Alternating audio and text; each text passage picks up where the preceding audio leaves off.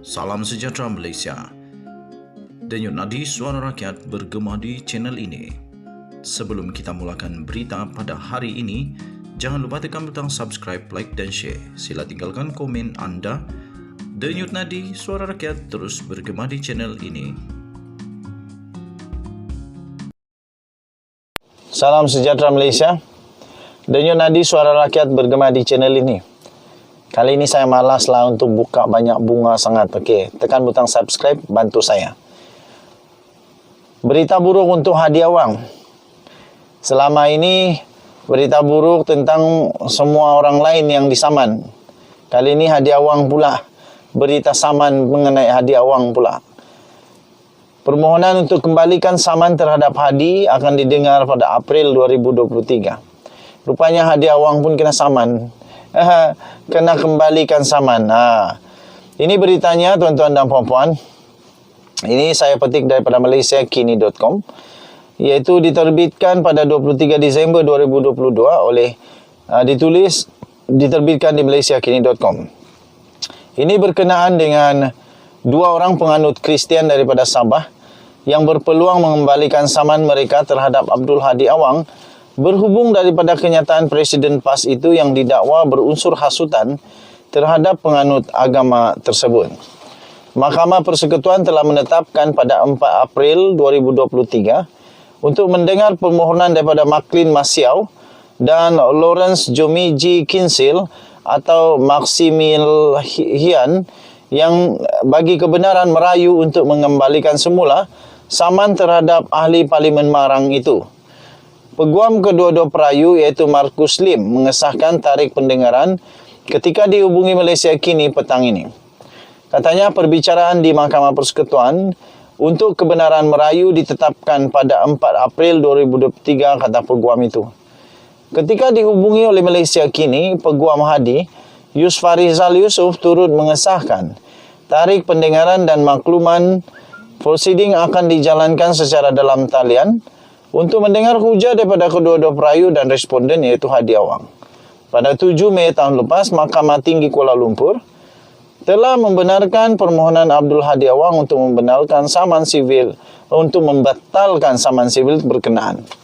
Defendant telah berusaha untuk membatalkan saman tersebut atas alasan bahawa ia remeh, menyusahkan dan penyalahgunaan proses mahkamah. Pada 16 Ogos tahun ini, Mahkamah Rayuan juga telah menolak rayuan kedua-dua rakyat Sabah itu untuk mengembalikan semula saman tersebut. Kedua-dua mereka kemudian membawa kes itu ke Mahkamah Persekutuan.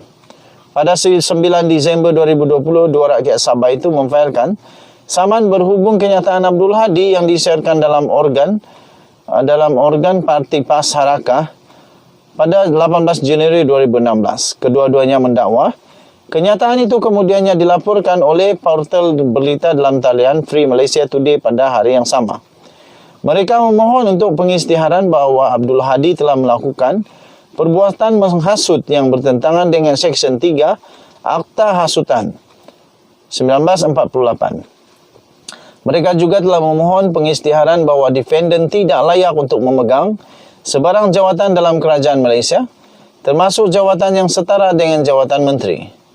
Pada 2 April 2020, Abdul Hadi dilantik sebagai utusan khas ke Timur Tengah berpangkat menteri. Pelantikan itu dibuat selepas kejatuhan Kerajaan Pakatan Harapan dan pembentukan Kerajaan Perikatan Nasional pada masa itu. Okey, so itulah ceritanya. Abdul Hadi Awang disaman tapi dia menang di Mahkamah Tinggi, kemudian dia menang lagi di Mahkamah Rayuan, tapi kedua-dua plaintiff itu tidak berputus asa dan membawa ke Mahkamah Persekutuan dan sah akan didengar pada 4 April 2023. Sekali lagi saya mengingat semula kepada titah Duli Yang Maha Mulia Sultan Perak, Baginda bertitah, hentikanlah semua perbuatan bersifat perkauman ekstremis dan penunggang-penunggang agama ke apakah, hentikanlah. Tak kisahlah siapapun dari negeri manapun, siapapun dari parti manapun, kuasa apapun, hentikanlah. Kita menjunjung titah daripada Raja-Raja Melayu. Kita mau perpaduan bagus berlaku di Malaysia.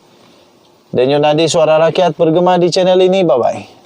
Salam sejahtera Malaysia. Selamat petang tuan-tuan dan puan-puan yang dihormati sekalian. Sudah dijangka Menteri Besar Terengganu tidak juga mahu untuk terlepas daripada jawatan Menteri Besar. Tidak juga beliau mahu nampak seperti beliau seorang yang langsung tidak bertanggungjawab.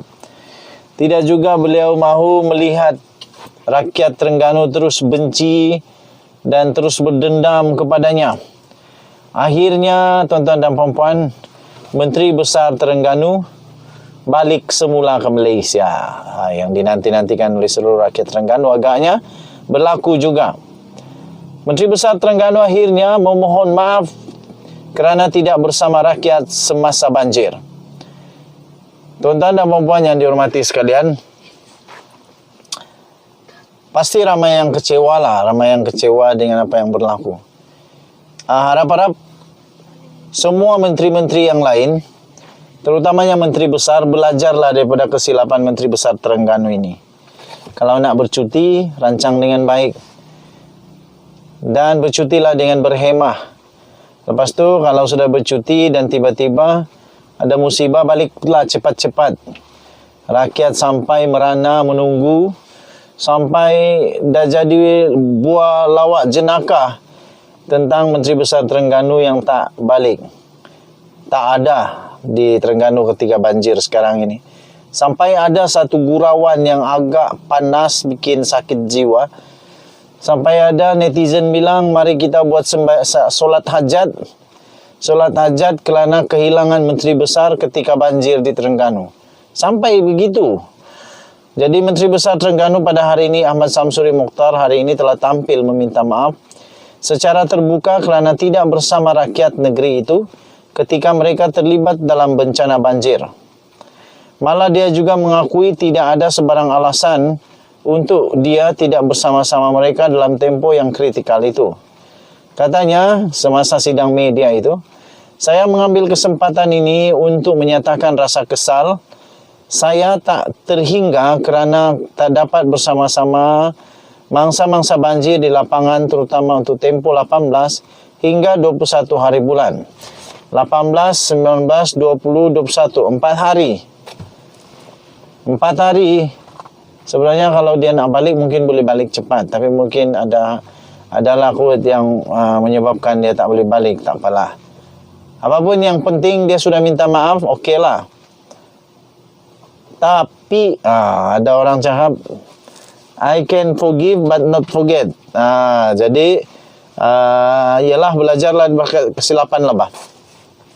Naib Presiden PAS itu juga mengakui apa saja alasan yang diberikan, ia tidak dapat membetulkan keadaan serta ketiadaannya di negeri terbabit sebelum ini. Namun pada masa yang sama ketika menjawab soalan wartawan, Ahmad Samsuri menganggap cara kerajaan negeri mengurus isu banjir sebagai begitu baik di sebalik kecaman Laskar Cyber terhadapnya. Dalam sidang media di Pejabat Daerah Kemaman, selepas menghadiri taklimat mengenai pengurusan banjir tadi, Ahmad Samsuri berkata dia pada awalnya telah bertemu bersama mangsa banjir sebelum bertolak keluar negara, iaitu pada 9 dan 10 Disember lalu. Pada masa berkenaan katanya dia mendapati keadaan banjir tidak kritikal seperti selepas itu. Justru kata Adun Ru Rendang berkenaan, dia mengambil keputusan untuk meneruskan rancangan perjalanan yang keluar negara. Bagaimanapun tokoh yang dilihat dekat dengan Presiden PAS, iaitu Abdul Hadi Awang itu tidak menyebut nama negara yang dilawatnya. Pada 20 Disember yang lalu, bekas ahli Majlis Kerja Tertinggi UMNO Lokman Nur Adam mendakwa Ahmad Samsuri berada di New Zealand walaupun Terengganu sedang dilanda banjir. Itu saja. Kita jumpa lagi. Bye-bye.